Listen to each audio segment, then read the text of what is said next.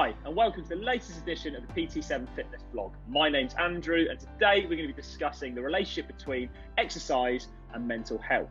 I've got joining me Dr. Lauren Wilson-Kelly from Jersey, and she is going to be telling us how we can get active, the benefits of exercise in regards to mental health, and also if anyone is struggling, who they can get in contact with.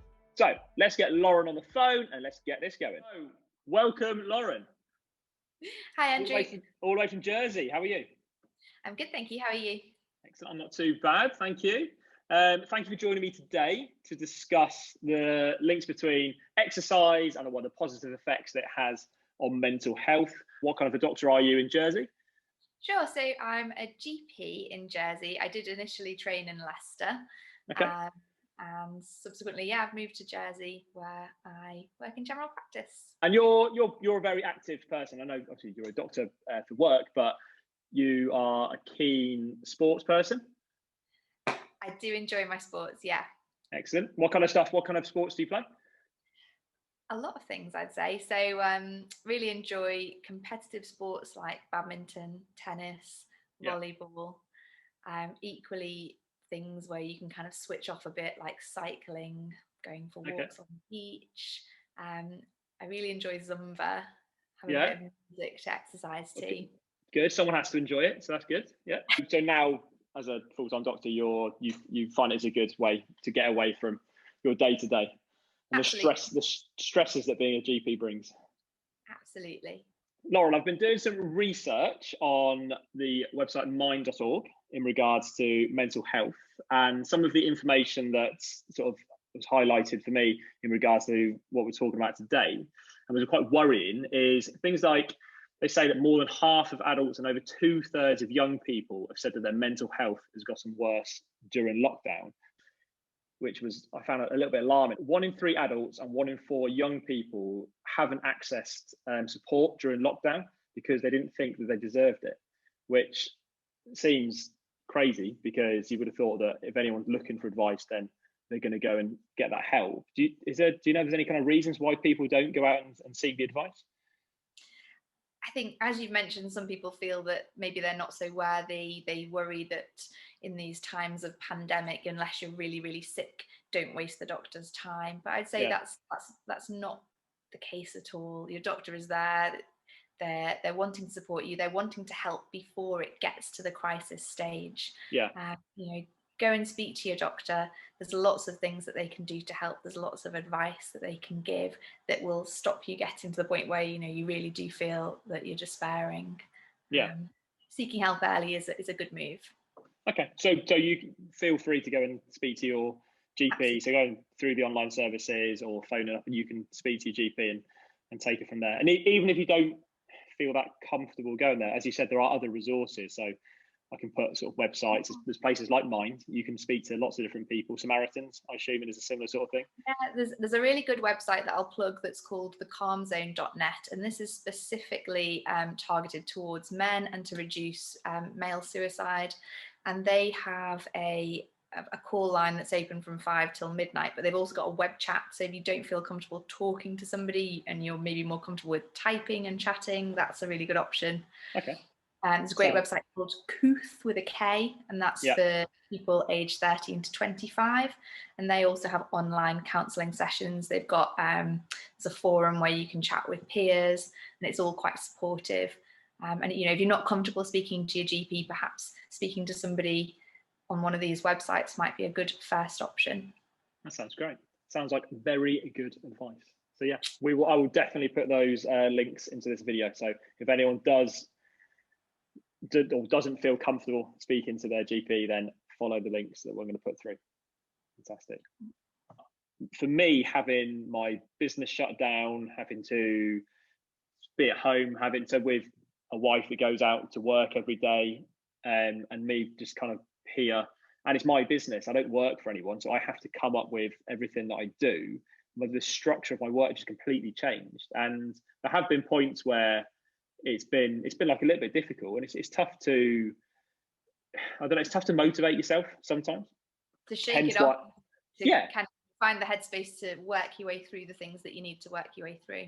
Yeah, definitely. And it's so easy to not do anything, and it's so easy if you are working from home, to just be like, oh, forget it. I can't be bothered today. I'm just going to watch TV, or I'm just going to sit around, or I'm just, going to play on my phone for the rest of the day. And obviously you don't get anywhere, and it's just so bad for the way you're thinking. And then you just kind of end up spiraling a little bit, I guess. But it's trying to stay busy. That's the most important thing I found.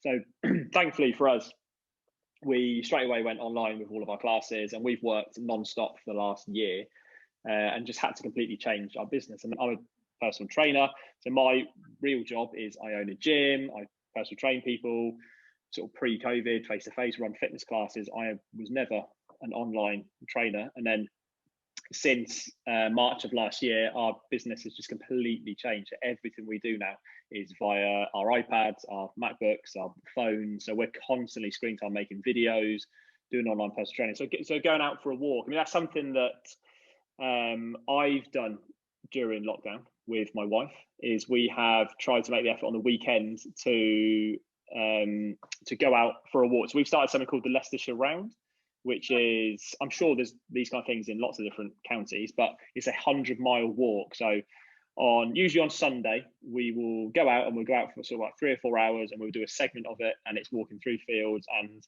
I find it a really good way to get away from work. Where it's a challenge, where you've got a set distance, a set area to cover. It probably feels like quite a nice achievement as you can tick off the miles that you've done. Yeah, for sure. Yeah, setting those kind of achievable small goals and reaching them makes me feel good. So I find that is fantastic for my mental health. Makes me feel positive throughout the rest of the day. There are lots of benefits of exercise in regards to mental health. Do you reckon you have 10 key benefits, Laura? I reckon I could probably think up 10 key benefits. Okay. Cool. Big one is better sleep. Yep. Exercising helps to make you feel more tired at the end of the day. Just make sure you don't exercise right before bedtime. It can also help to shift those thoughts that may be a bit anxiety provoking and that stop you falling asleep. Okay, good advice. Number two, happier moods. So exercise releases feel good hormones or endorphins that help you to feel happier. Excellent. Very good. That's why I always feel good after a weight training session. Absolutely. Number three, exercise helps to manage stress, anxiety, intrusive thoughts, gives your brain something else to focus on that's not all of those things.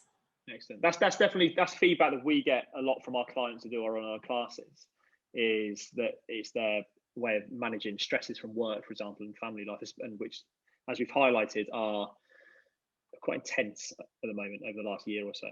In number four, exercising with others, if it's allowed where you are, gives you that social connection. Equally, if you're doing that online, you're potentially seeing the other faces in an online Zoom class, that gives you that connection as well. Yeah, so being able to so you can share your experience with someone else, can't you? And like you can, it's not just exclusive to having to see that person and be with that person. You can do it online within the class, and we all have smartphones, so you can send out messages, put updates on social media, whatever you feel deemed to be the right thing. Number five, I would say it helps to boost self-esteem. So if you set yourself goals, smart goals that you can achieve over time, you will definitely feel better about yourself. Okay, fantastic. Number six, exercise helps to reduce your risk of depression. So regular exercise, you're less likely to find yourself feeling anxious or depressed in the future. Yeah. Good. So number seven, exercise can be a way of meeting new people. Yeah. So if that's team sports, or if that's again exercise classes, or if it's perhaps social media links to exercise, it's a great way, especially if you're new to an area, to meet other people and to sort of forge those social links. Good, that's really good. Number eight. There's really good evidence out there to show that exercise in the short term boosts your immune system's response to viruses, bacteria that you may encounter, but also in the long term, it can delay the age-related decline in the immune system. Okay. really good, especially at times of pandemic where everyone's thinking about, Yeah, am I fit for fighting off infections? yeah, Exercise is a great thing to have in your life. brilliant. I think very, very good advice. Number 9. Interestingly, there are studies to show that exercise reduces your risk of developing dementia in later life. Yeah. So regular exercise helps to keep your brain healthy. Okay. Have you got a 10th benefits, Laura? Scraping the barrel a little bit, but personally, I would say I really love my food, and the best meals that I've ever enjoyed have been those that I've had after some good exercise sessions. I just think that food tastes better when you've earned it, when you've worked out and you've built up a good appetite. We both find exercise is a great way of getting away from work, any kind of stresses in our everyday life from families, etc. If there's people watching this that maybe aren't particularly active and they're unsure how to get into kind of some sort of activity, is there any kind of advice you'd give to them? I think just get stuck in is partly what I would say. Don't be hesitant. Everybody's got to start somewhere. Yeah. There's simple things like just getting out regularly for a walk is a good place to start. Exploring your local area, finding the interesting landmarks local to you. Equally, there's lots of online resources. If you've got a local gym or local PT, you can obviously speak to them for advice. It can be quite daunting if you've not got into exercise before, knowing what's safe and what's appropriate for you and your body type, and taking advice from a professional is obviously a really good idea. Yeah, definitely. I would say with fitness classes, so pre-COVID, for someone who's new to exercise, going to a fitness class at a gym or a training studio is understandably can be daunting if you're completely new to it. I think the mindset from a lot of people is that I'm not going to go to that fitness class because everyone's going to be really fit and I'm going to be completely out of my depth and I'm not going to know what to do and it's going to be embarrassing. Which I assure you is not the case. Okay, we always get lots of different people at fitness classes. But I would think that at the moment, because all the classes are being done online in England in particular, so my company, we run all of our classes via Zoom. That really is a good opportunity for someone that is new to exercise to give it a go. They're more often than not by themselves or within the security of their family or friends that they live with in their house. You don't have to have the camera on, so you don't have to have anyone seeing you, but you are still getting instruction from a professional who is outlining some sort of fitness class. Like you mentioned, you do Zumbas, you can dance classes, you can do fitness classes like circuit training, like the kind of things we run, and yoga we run as well. But you can give those classes a go, and it should hopefully take away that kind of worry of people watching you and being a bit out of your depth, because you can do whatever you want really. With the camera off, and you can fall over and make a bit of a fool of yourself, and it makes no difference at all, but it gets you moving, and perhaps that will then get someone's confidence up for when we are allowed to open again to then go to fitness classes. Quite often is people telling me that they haven't really got time to exercise. They come in and I speak to them and they maybe want to lose weight, they want to feel a bit better about themselves, and we talk about exercise and they say, I just haven't got time in my busy life. I think one thing that's really important is that you don't actually have to set aside an hour or an hour and a half or whatever, even if you're just doing something for 15 minutes. And most people can find 15 minutes at some point in their day. There's loads of things that you can do in that time. And that's definitely. Great start. From the classes that we run, half-an-hour classes, and I think most gyms and most personal trainers are doing a maximum of 45 minutes. But they're doing anything from 15 minutes to 45, just to try and keep people interested, and again to give newcomers a go, and for it not to be too over the top and overwhelming. So a shorter time period to see what they think, and then kind of taking it from there. But yeah, making the time is so important.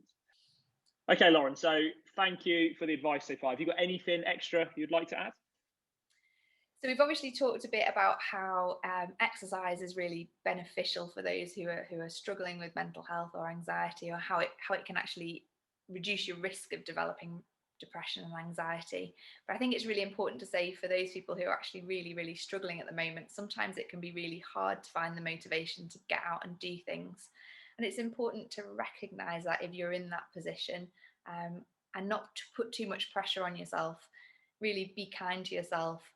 Do the things that you can do, small steps, get out, speak to friends and family, but just take it easy, take it steady, and don't beat yourself up if you are struggling. Yeah, so don't put too much pressure on yourself to do things. Absolutely. Fantastic advice. Like we said throughout the vlog, I will put all the different links to the websites that can help people in regards to mental health in the description of the video. And if you have any questions, then feel free to write in the comments, or if you don't feel confident in that, you can send a message and we will try to answer best we can. But thank you for joining me. I hope you're enjoying Jersey. Thanks for having me, Andrew, and thanks for raising the profile of such an important topic, really. Okay, thank you. No dramas. No worries. It's been a pleasure.